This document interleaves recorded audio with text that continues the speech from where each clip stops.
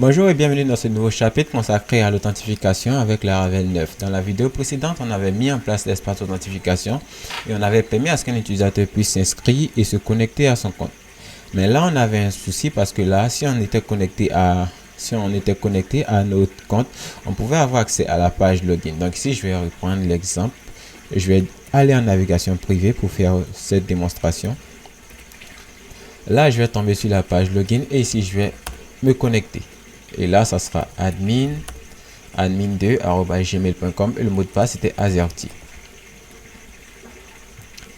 Et là, une fois qu'on était connecté, on tombait sur notre page de dashboard.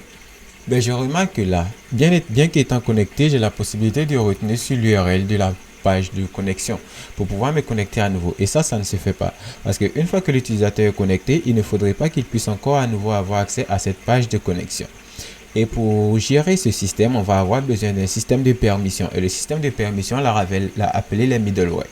Alors, on va ensemble se rendre sur le site de Laravel et ensemble découvrir de quoi il parle lorsqu'il parle de middleware. Donc ici, on va taper Laravel middleware dans notre navigateur et on va prendre le premier lien qui pointe sur le site de Laravel.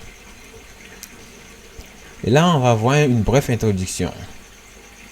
Et là, ils vont un peu parler un peu des middleware, mais tout ce que vous devez savoir sur les middleware, c'est que les middleware fonctionnent un peu comme les systèmes de permission. En gros, on dira que telle partie du site est accessible pour tel utilisateur ou telle partie du site est accessible pour tel type d'utilisateur avec tel rôle. En gros, c'est un système de permission pour permettre à ce qu'une partie du site soit accessible à un nombre d'utilisateurs ou un type d'utilisateur. Donc, c'est un peu ça que c'est le middleware. Et la plupart du temps, des middleware se définissent au niveau des rôles. Et Laravel a déjà mis en place des middleware par défaut qu'on peut utiliser, dont le middleware auth qui est par défaut utilisé pour gérer l'authentification.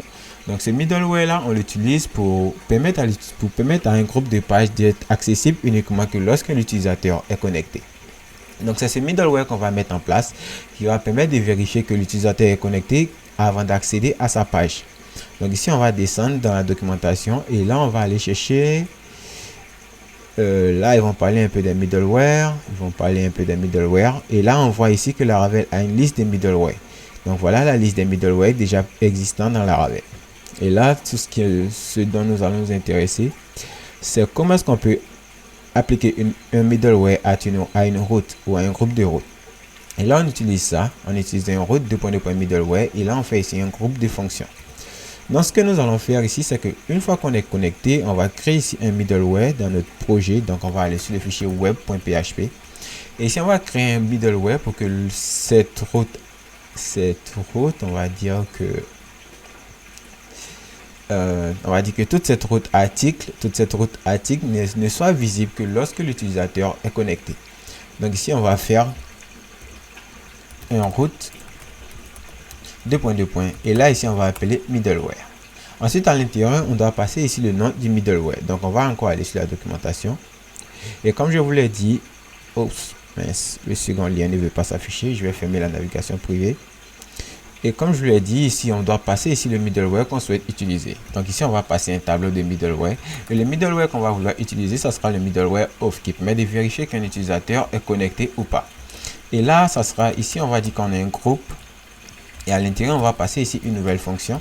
Et à l'intérieur de cette fonction, on va définir les routes qui seront accessibles seulement que lorsque l'utilisateur sera connecté. Donc ici, on va prendre tout le groupe de middleware pour l'article et le mettre à l'intérieur de...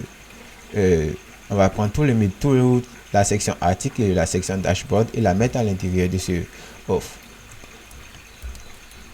Et là, on vient de protéger tout cet ensemble de routes par le middleware auth. Et si quelqu'un n'est pas authentifié, il ne pourra pas avoir accès à notre page dashboard et nos pages articles.